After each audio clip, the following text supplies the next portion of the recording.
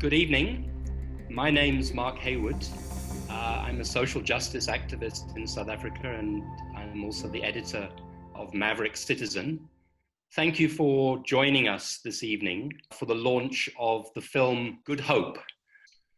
We have with us this evening many of the people who feature in the film: doctors and activists and entrepreneurs and journalists and artists, and all who have a common thread, which is that they are people who are deeply invested in the future of South Africa. The film that we are here to launch is really a film about hope. And it's a film that aims to show that South Africa is a country that has many, many challenges, as do many countries in the world. But it is also a country that is probably as well equipped or better equipped than any other country in the world because of our diversity, our difference, our ability to innovate, our ability to imagine, and our ability to build better and more equal futures. I watched the film for the first time yesterday and this morning, and I hope that it'll be much more than just a cinematic experience. I hope that it will become part of the process to build South Africa along the lines dreamed of by Nelson Mandela and by many other of the people who fought and died for the free South Africa. So, Anthony, I'm interested in what made you want to make this film. There's many films about South Africa, about our struggle to overcome apartheid, about what has happened in the 26 years since we got our freedom. What's different about this film? What's driving you? Why is it relevant? What are you after? Gosh, I'll try and keep that brief because there are lots of answers to that question. But in simple terms, my relationship with South Africa began 20 years ago when I discovered the story of Tlaleng, which became my first feature film, Skin. And that helped me to develop a very profound understanding of this country's history and its past. And there developed in me an urge, a desire to do something that maybe talked about what was happening now, because I feel that a lot of cinema in South Africa in particular focuses too much on the past and too much on the apartheid era and not on what I feel is happening on the ground right now. So the first instinct it was the desire to do something contemporary.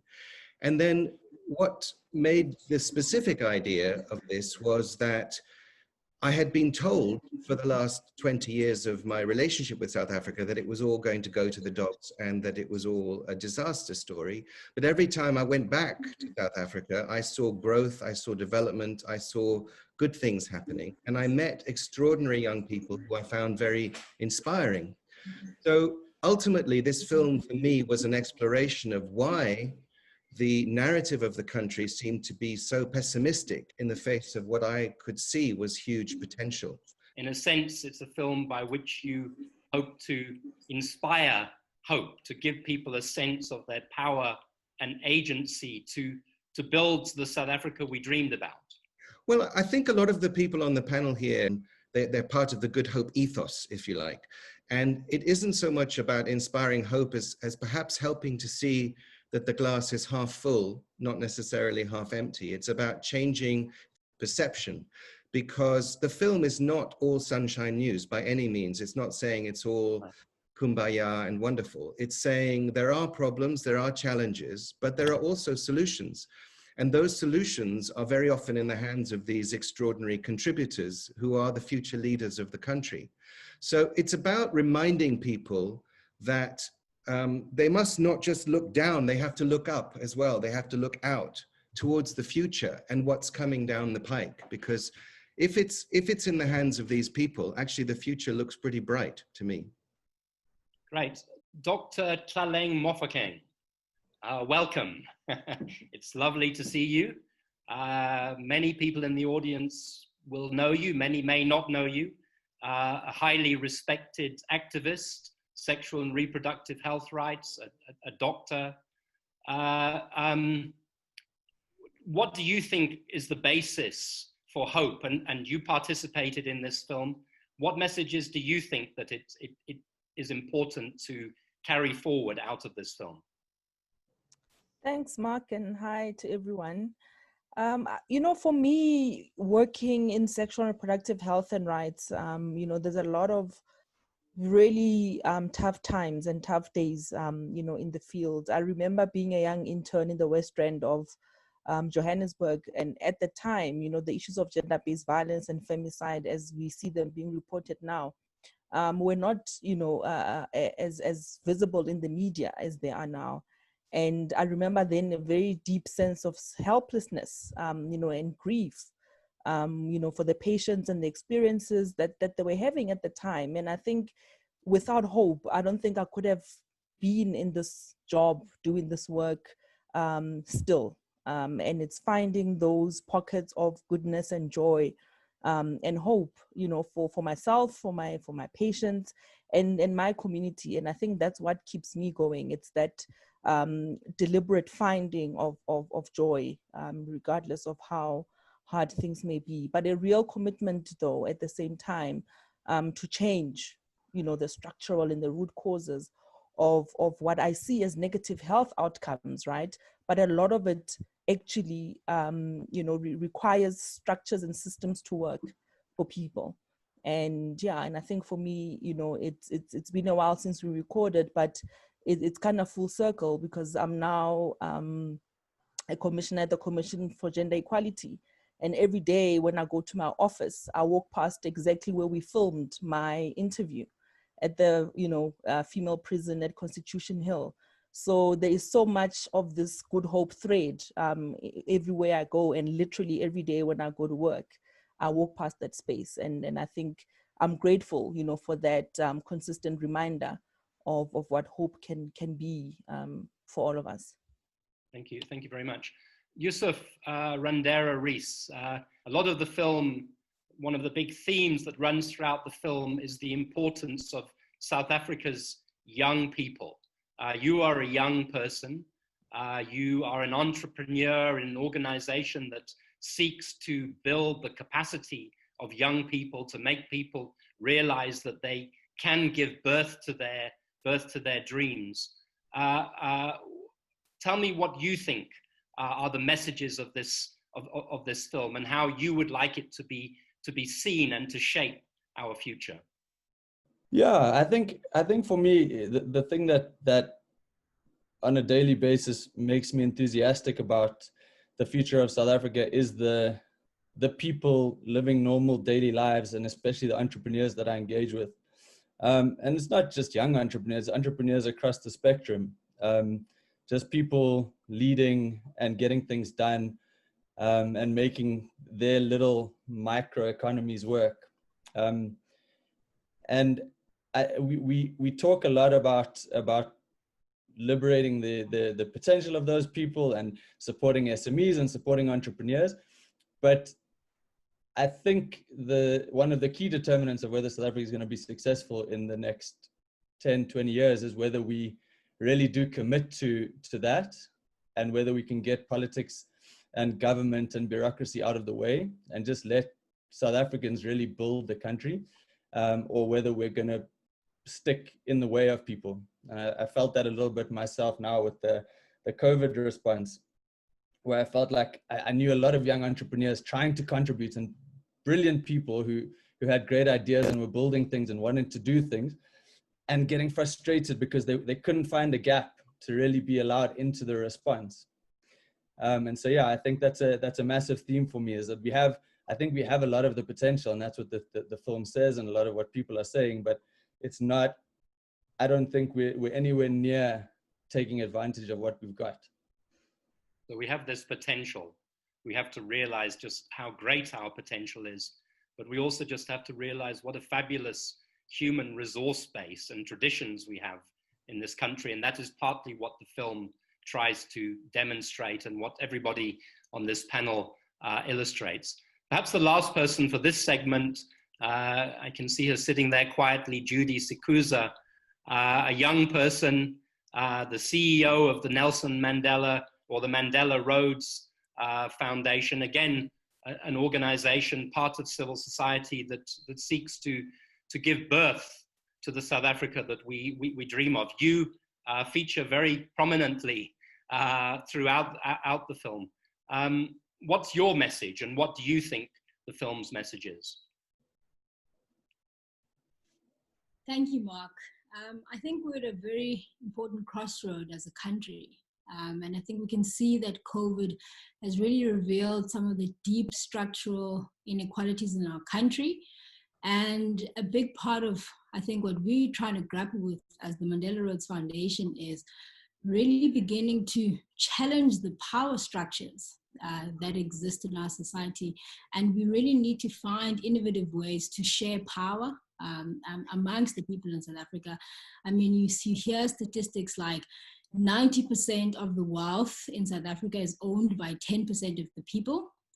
And I just don't think we can continue in that way. I mean, we can talk about the narrative of young people being the hope and the future, but as Yusuf says, we've got to loosen up the structures in the system. So I'm very encouraged by the young Mandela Rhodes scholars that I get to work with, because they really are trying to say, how do we pair up reconciliation with real reparations, where we can begin to fundamentally see a transformation in our society. And these young people, I mean, you've got a young Black woman studying space, science, and really trying to create new innovative ways of thinking about solving our problems. Our scholars are trying to reimagine how we structure our finance, and to say, we know we've got an economy that's about 60% informal, so how do we begin to provide services that allow for financial access for those who the formal structures won't allow. But to realize that by 2030, 75% of this continent is going to be under the age of 35. And so a crucial part is to say we really have to invest in the leadership of this continent. And I'm very excited and privileged to be sitting in an organization that's trying to do that. So I have hope, because I can see that these young people are imagining new structures and systems. And I think we are on a path towards that, if only we can really collectively come together and be willing to have the courage to challenge the current structures that are unequal. Thank you very much, Judy. There's a lot of pessimists, there's a lot of naysayers in South Africa, there's a lot of naysayers about South Africa all over the world. A key message of this film is that the naysayers are unjustified, and that we need to shift that narrative.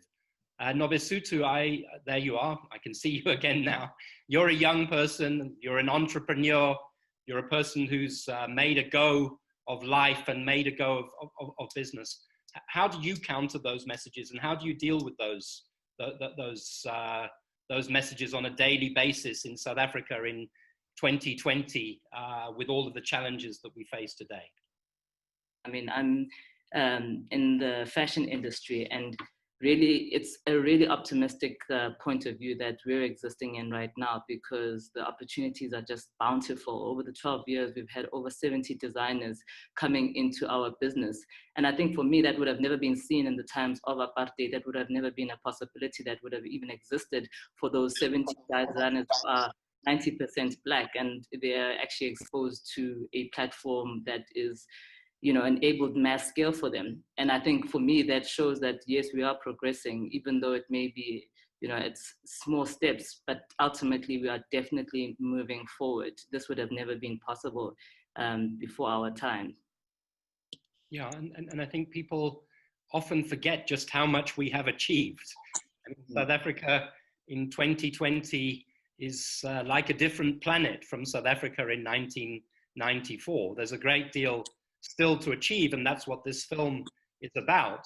But we've come a long way, but we have to focus on areas where we've failed. Adriaan, Basson, you're somebody who's looked into the darker parts of our recent history, the struggles against corruption, as somebody who's as a frontline journalist, as an editor. What do you think? How do we deal with pessimism? How do we push it aside? But at the same time remain realistic about the challenges that we face, and making sure that ours is a society that includes all 57 or 8 million people in its economy, in its politics, and so on and so on. Thank you, Mark, and good evening, everyone. It's nice to be here and see all of your faces in this strange time. I think, Mark, that it is a question I often get is how do you remain optimistic if you're a journalist, if you're confronted with all these stories every day, if you see the corruption at cold face, if you see how money that's supposed to be going into poverty upliftment and job creation goes into buying Mercedes-Benzes and big houses. I mean, just in the past week, we saw some very expensive motorcycle scooters being bought in what is clearly a dodgy transaction in the Eastern Cape in the midst of a national health crisis. I think what makes me positive is that, that we still have many whistleblowers in our institutions working alongside activists and journalists to unearth this wrongdoing in government and in the private sector. You know, I'm always amazed by the bravery of people inside government institutions, inside private companies, coming forward, helping us with documents, giving us interviews to expose the wrongdoing. So that gives me hope. I think there's a lot of good people in this country. I've always maintained that there's many more good people in this country than the amount of people who want to drag us down through corruption, racism, etc. And just maybe a second point to that, of course, one of the other arguments that I often see, and this is an interesting discussion I had a few years ago with Professor Kolela Manku, was around racism and corruption. I unfortunately see and hear too often that when people are being accused of racism, they say, but what about the corruption? And the vice versa, if people are being accused of corruption, they often say, but what about the racists? And I'm afraid we don't have the luxury to choose one over the other. We have to simply deal constructively and determinedly with both those issues, with corruption and racism. And these things are often going hand in hand. Thank you. And are you satisfied in a word or two words that we are doing that?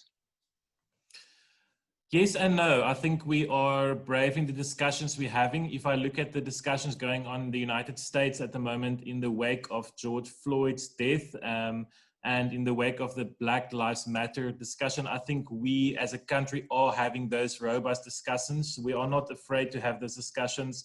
We've been having them for the past probably 5 to 8 years.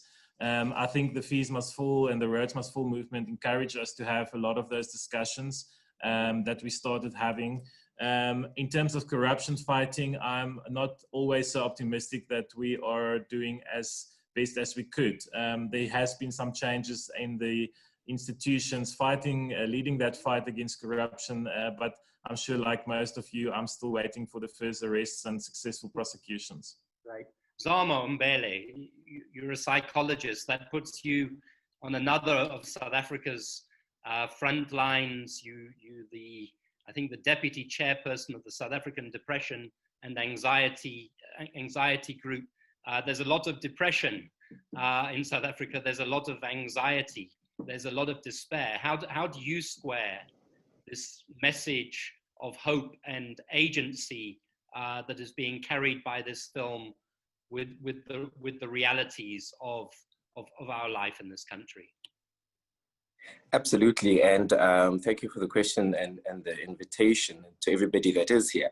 I think that there's several points to make. I mean, to a large extent, I want to reiterate to some degree my point in the clip, that we're not surprised, actually, of the trajectory that we find ourselves in, to the extent that this happens in very many different circumstances, and to a huge degree, we expected it to happen in South Africa. We expected to some extent to see a surge in what is a protective mania or a protective optimism that allows us, in fact, to bear through a very difficult stage. However, we also then expected that almost like cheap gasoline to run out at a point. And then we were going to be set with this depression. Now, the good news is that we do not have to sit here for forever as a nation and as a country. We do not have to sit with the great deals and levels of anxiety and depression, which were high before the COVID crisis, though of course, as we all appreciate now, are incredibly high as well. We can attend to it. And how we attend to it is exactly this, is that we do look at it, and we're quite direct about the fact that we will achieve a good level of optimism if we pay enough attention to what is also not going wrong, what is not going right, if we pay enough attention to that, what is pervasively dragging us down, then we attend to it and we deal with it. And that's how we're going to move on and move forward.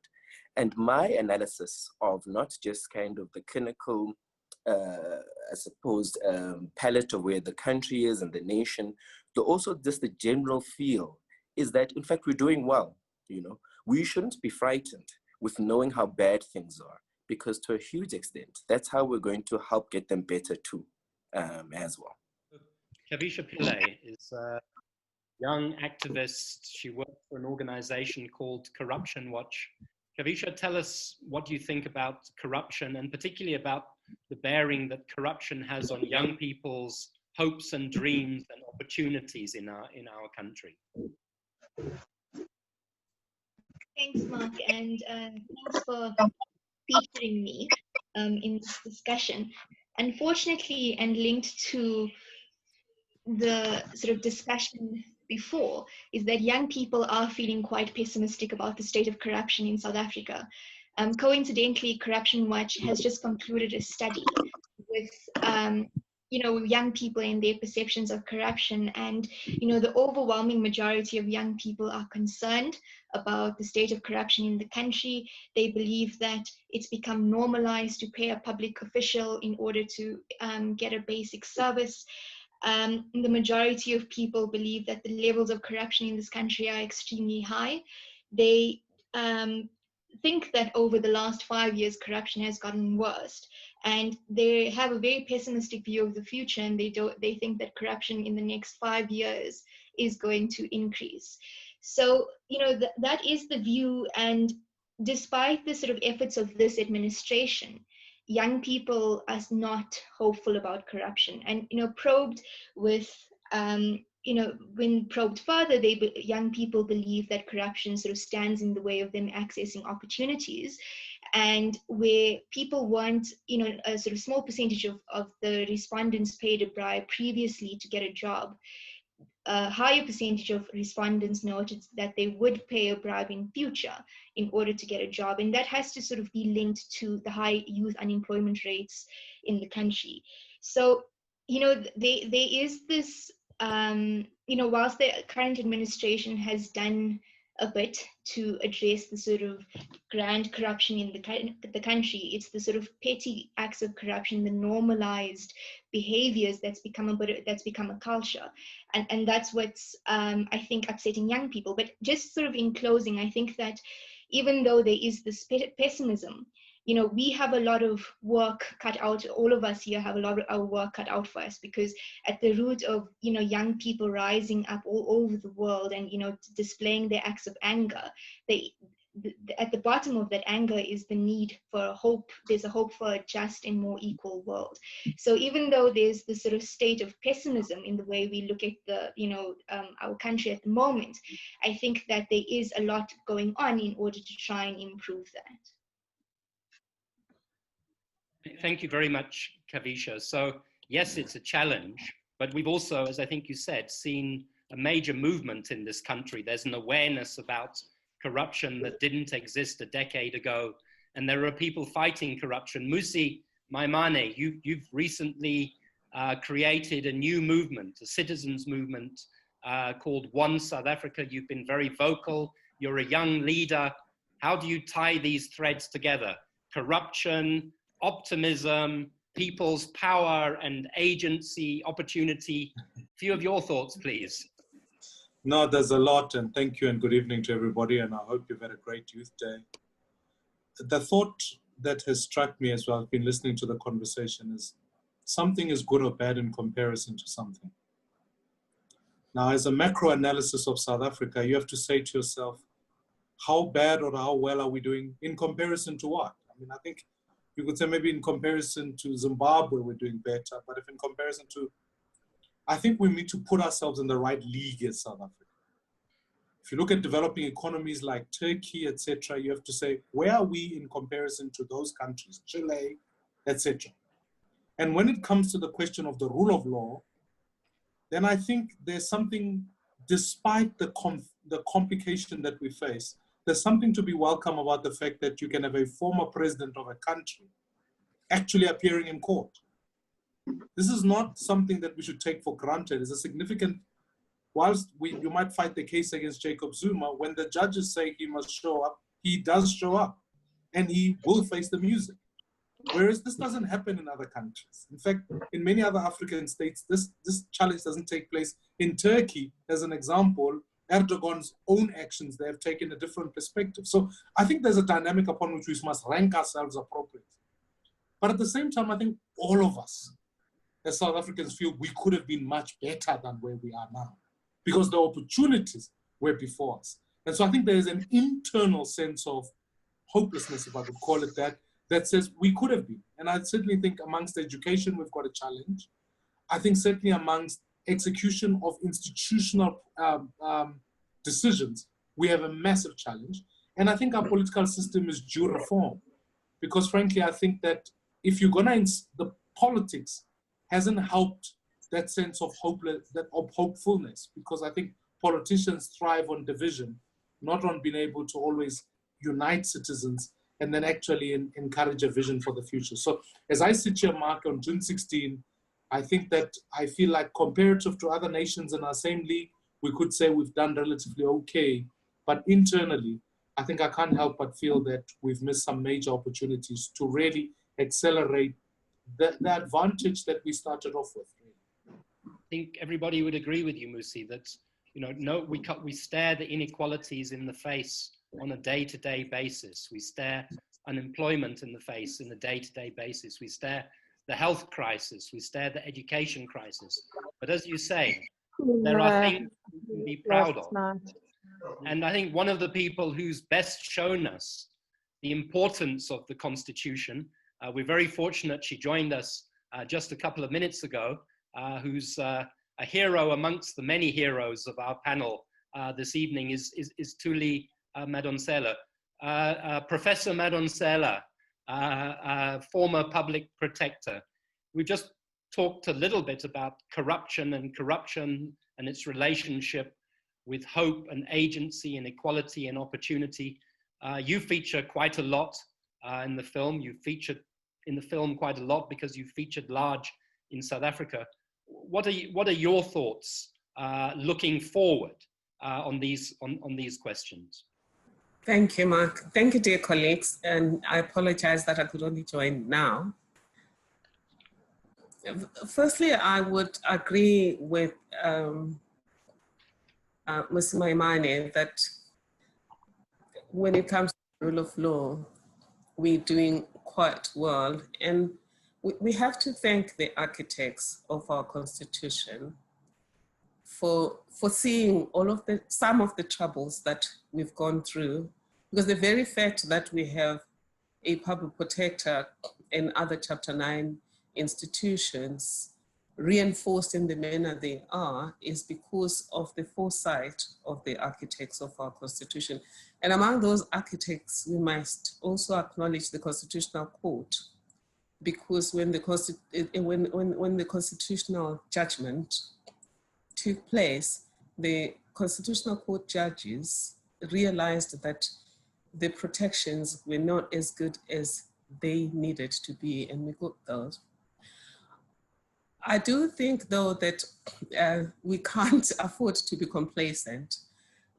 We can't, as an athlete, you judge yourself by your own capabilities and what you have the potential to achieve. And much as we have, of course,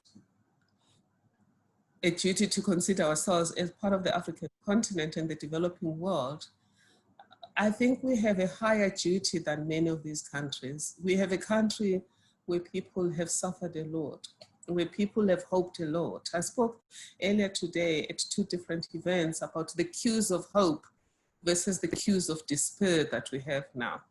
And part of the reason we have the cues of despair is unethical conduct. And in this case, it's not even about theft.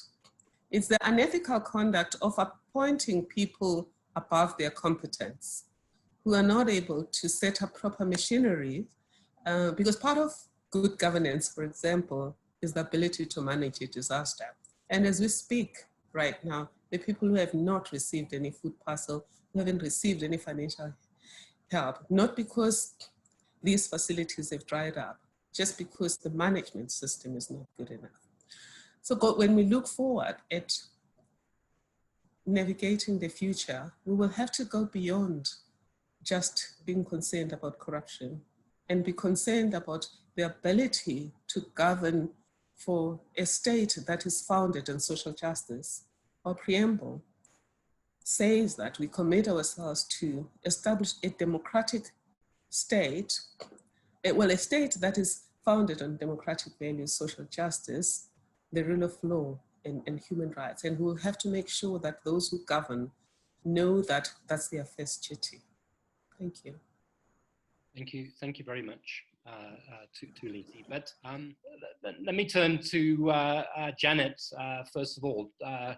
Works for an NGO, a funder called the DG Murray Trust, that's particularly working to improve our education systems from an early stage in learners' lives.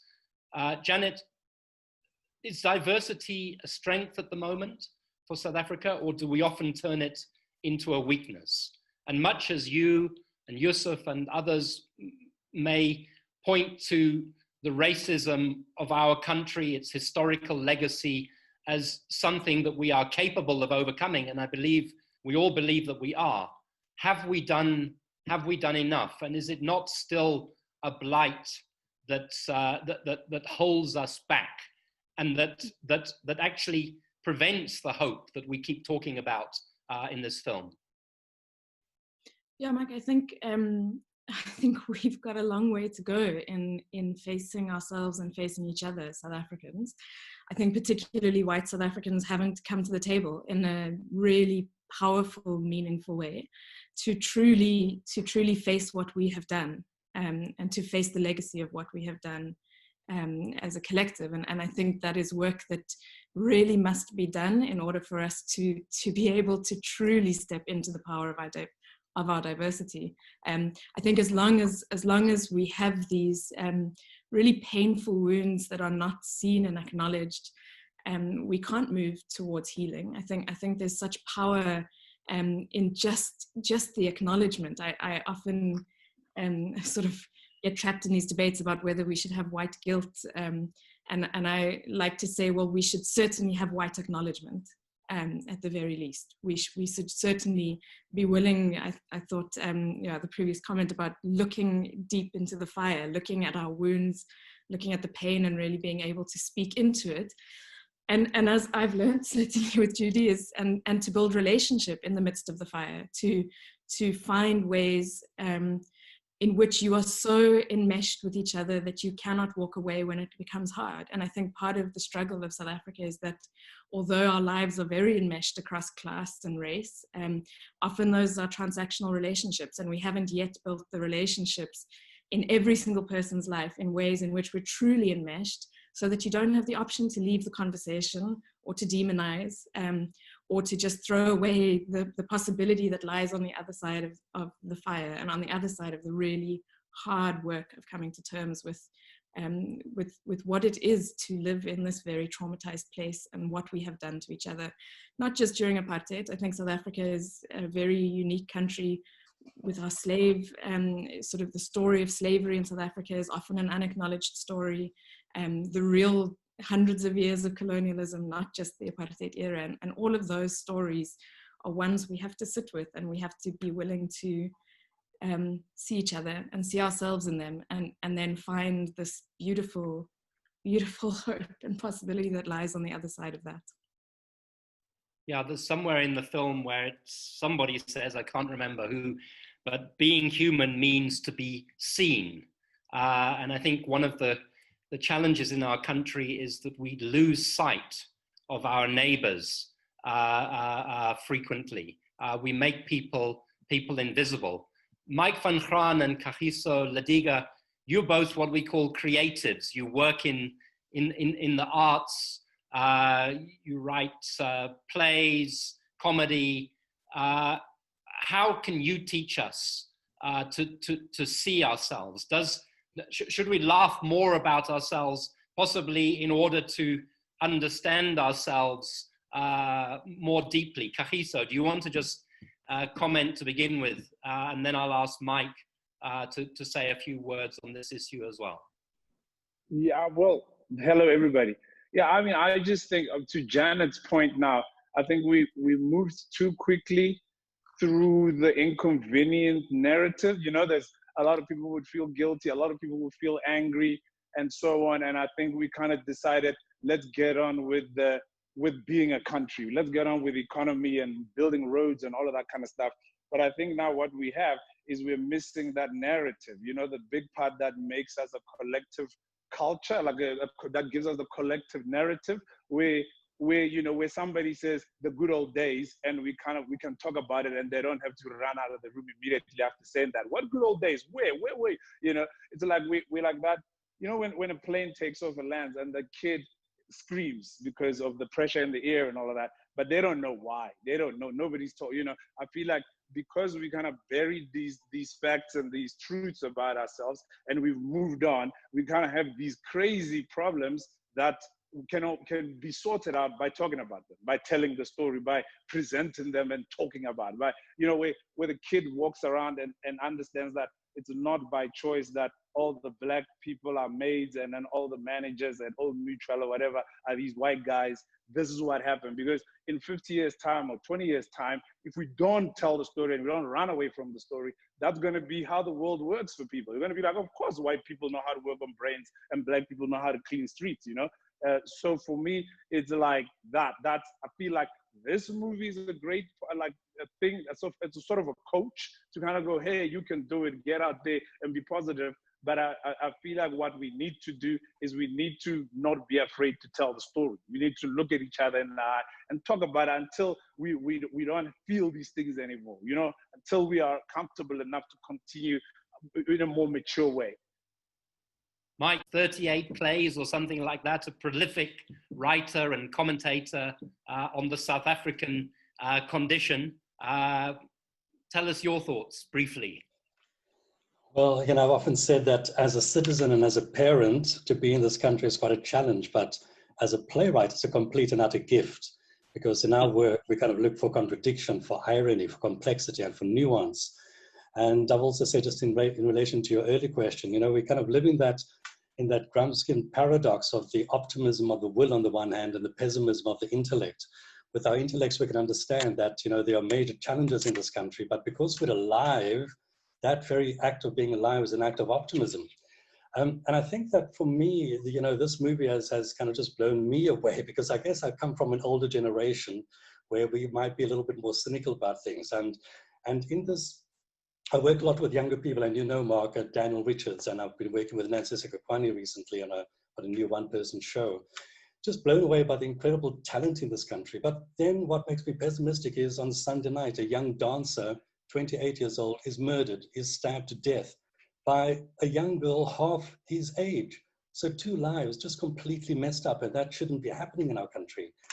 But for me, there is hope. And, you know, maybe a few years ago, I would have been showing people the movie Miners Shot Down about the Marikana massacre. Right now, I'll be showing them this movie, because it's been the people in this movie that have actually really been quite inspirational. So I just want to say thank you to my colleagues featured here and those who aren't here, just for giving me hope, because at times when I feel like in despair, you know, this is the kind of movie to go back to and feel hopeful again. So thank you. Thank you very much, Mike.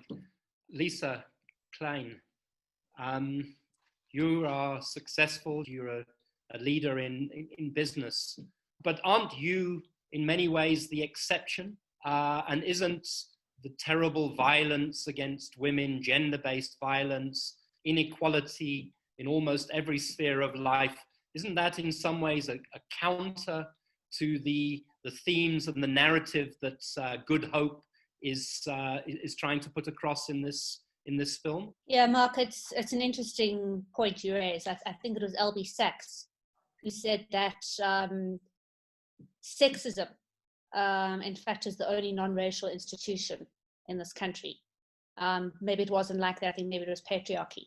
And I think that probably in many ways still stands, that across the board, whatever community you come from, wherever you are, I think that there's a profound degree of patriarchy and sexism that still runs through and courses through the kind of blood of our nation. And in many ways, I think that I've been very lucky, actually. I've been lucky in many senses that the kind of sexist slights that I've encountered are nothing compared to what a lot of other people have. And maybe that also comes from a privileged position you're in. It comes from also a lot of inherited privileges. Just the way that you are as an individual, your ability to deal with sexism as well, I think gives you a lot of privilege. But one thing that I have found encouraging, I would say, is in the last few months, I've been very involved in Business for South Africa, which has been business organizations coming together to try and deal with the COVID pandemic. And one quite amazing thing has been the number of women leaders. In fact, the number of women who have across business and in fact in government too and civil society who have taken a leadership role. And it's something a number of us have been quite excited about and in fact quite proud about. Is I'm not sure why at this moment, what it is about crisis where these women have stood up, but that's something that gives me hope. This real sense of women being able to take a leadership role across the board.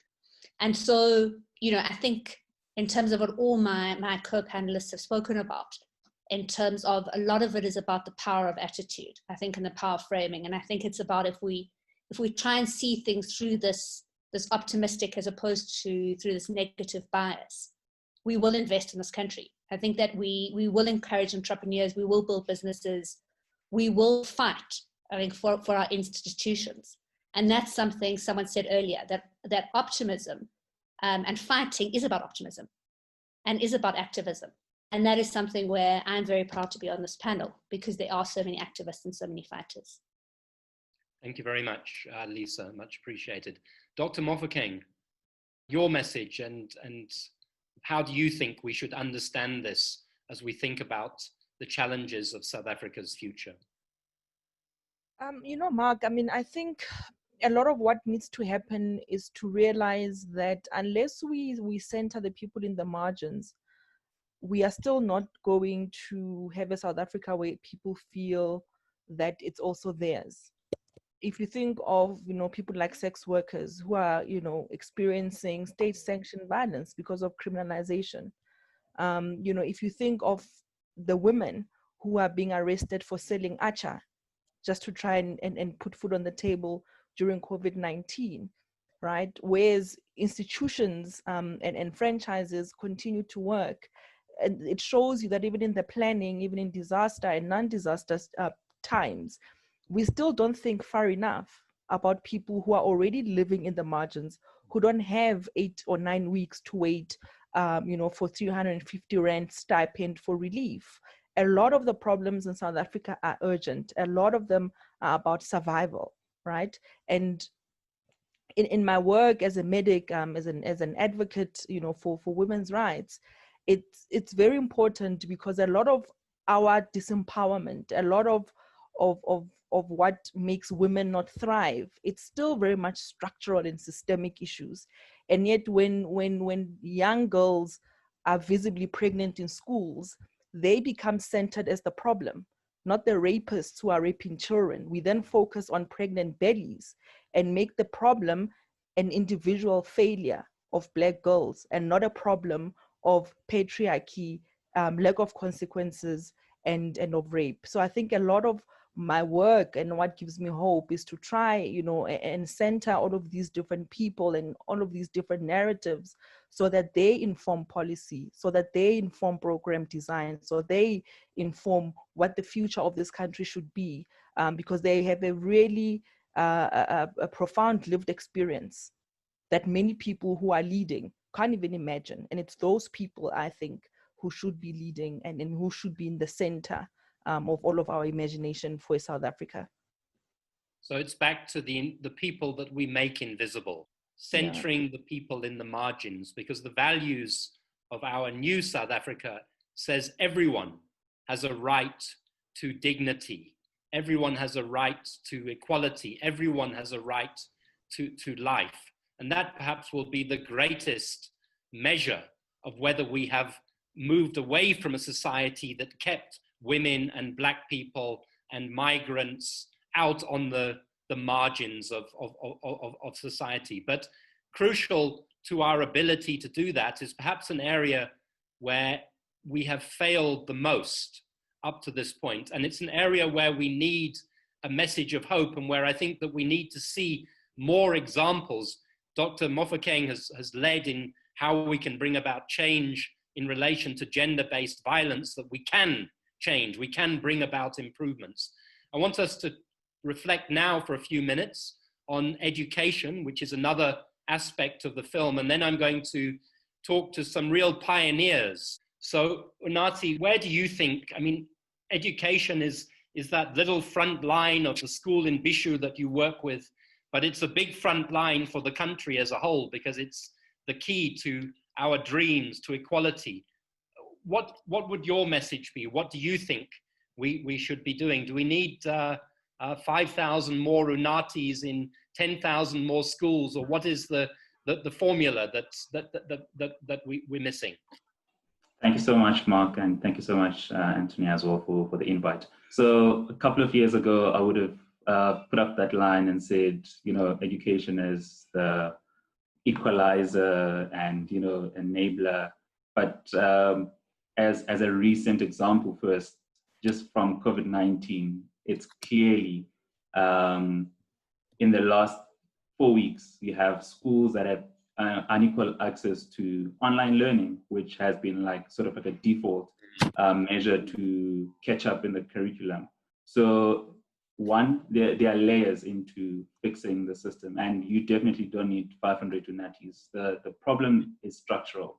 The work that we're doing is in the intervention space.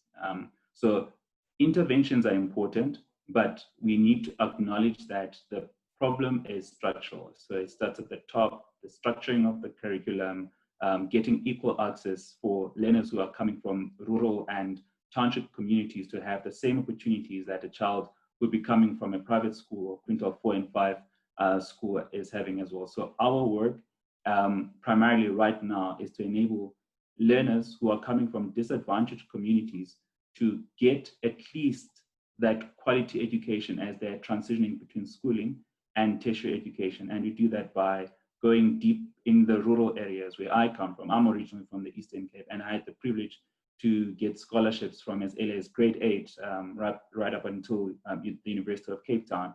And the work that we are doing is probably like 1% of what needs to be fixed in the education system. And we're primarily focusing on access to quality higher learning education and providing the, you know, maths, science, and all these tutorship programs so that the learners who are from those communities can get that equal access. And then just the last parting point for me, what gives me hope is that despite of all of these challenges, despite the lack of resources, not having toilets, ECOMAN, not having teachers, right, for 6 months in maths and science, there are learners who thrive, who do their best beyond the lack of resources to get the marks, to get that access to those high learning institutions. But the main point is that the challenge is structural and it cannot be solved by intervention programs. But the intervention programs remain important to give hope, because 100%. Giving hope to a few people gives opportunity, and that in itself helps us to build the power to deal with the structural changes that we need to make. Do you think, just very briefly before I move on to Jevron and ask the same question, Unathi, do you think we've given education in our country the priority that it requires to bring about freedom and equality for particularly these people we're talking about on the margins, the people who've been left invisible in rural areas and so on? From a financial perspective, when you look at our country's budget, you would assume that we've given it a priority. But as Professor Madonsela, I think, mentioned earlier on, it's also about having the right people at the right places, right, to place that priority, because it's more than just the financial resources that are needed, right? It's also having the right people at the right places to execute whatever the vision that we have as a country is for our education system for those learners in the rural and township communities. So the innovators, the entrepreneurs, the dreamers, the inspirers, we need them in the education system, helping to make this structural change. Jevron, you are, I think, one of those innovators, and you explained in that little clip we saw part of what it is that motivates you. I didn't know your granddad, unlike the people I have known in this, but can you say a few words just about what you're doing and how it links to the themes of this film of agency and hope and a better future? I think it's difficult listening to the comments and the discussion so far. I feel like no matter what, I'm riding on a unicycle, juggling glasses. So I think the reality is, I started a group of schools, and I started a group of schools because I went to 13 different schools, diagnosed with functioning Asperger's syndrome. And I think for me, what stood out was that the fabric of our education system was built for a world that no longer exists. So I look at what's happened now with COVID-19, and I look at how most organizations have been able to transition onto sort of the digital frontier. If education isn't built for the digital frontier, how are we ever meant to transition onto it? So I think South Africa is in a strange place where we have the ability to carve our own narrative for education. And I think we should actually go back to the core and say, well, it's one thing fixing education, but then there's another thing fixing teacher training. Are educators trained to teach for purpose? Do they understand the purpose of sort of acquiring knowledge? Do they understand knowledge transition? Do we understand the purpose of numeracy, literacy, and logic? And if we're not training our educators correctly, then why are we trying to fix our education system? So I think that if I was so brave to say, I look at our organization, we have private schools. And then in my night job, I'm the chief operating officer of a university or a tertiary institution that's been in existence for 50 years. It's a non-profit organization that taught Black theologians that there was no difference between white and Black people.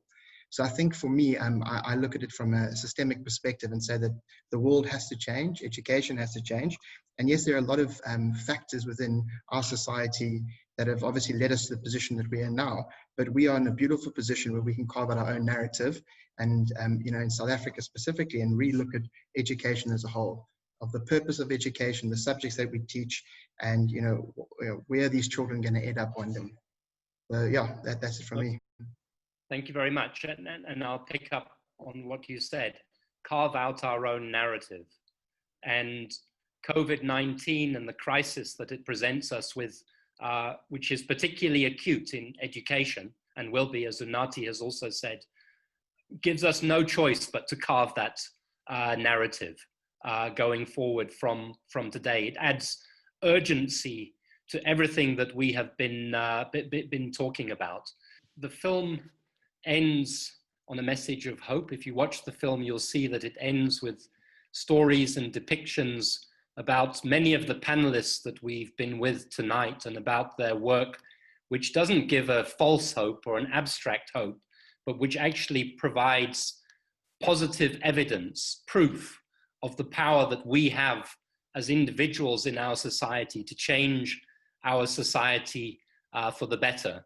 I think anybody with us tonight can also take comfort from the fact that for those of us who are slightly older, we 26 years down this democracy journey. Many of us were there even in the days before the democracy journey, and we're still relatively bright-eyed and bushy-tailed and energetic and up for this struggle. This is a country that we are capable of changing, and it's unique in the world in that respect. So I just want to ask whether there's any final comments from any of the panelists or from Anthony himself. My very quick comment that I want to make is that when I started making this film, it was at the height of Zuma's corruption, when people felt incredibly pessimistic about South Africa.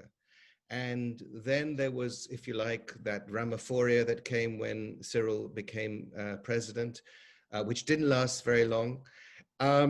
And now there's COVID-19. So there's always some challenge that's going to make people feel pessimistic and depressed about whatever's happening. And I just want to point out that you guys, you always get through it. Whatever the challenge is, whether it's Zuma, whether it's COVID, you will get through this. So it's really about looking forwards to the next stage. Yes, how do we deal with the COVID crisis now? But then what happens after it's over, and how can we create a better world when it's done? Nobesuthu, I see Yeah. you. I mean, diversity for me is actually our superpower. When I look at this panel, we're a diverse group of people from races to gender. And, you know, if as South Africans, we tap into that, but also the individual work that we need to do on our own. And there's a huge opportunity to almost, I don't know, I mean, for lack of a better term, almost build some structures around how do we do inner work, the self-esteem issues, the self-confidence, the self-belief. And I think if everyone can do that, and if we can get that right, you know, there can be a much better situation for all of us. So Judy, I saw you raising your hand. Thanks, Mark. I mean, I think Nobesuthu nailed it, and the kind of the right hand to that is psychologically, you look at us as a country, we're 26 years old, right? And so we're beginning to mature and become adults, and part of what that journey means is what work do we actually have to do to build? I mean, my wife and I have a 13-month-old who is, you know, featured in film. And, you know, I think about the future that I want to see her live in. And so I think I recognize at a bigger philosophical level that I love this country, I love the potential of who we are, but we've got to do the work. And sometimes it's hard because it's exhausting. We're trying to pull people who aren't seeing each other's humanities.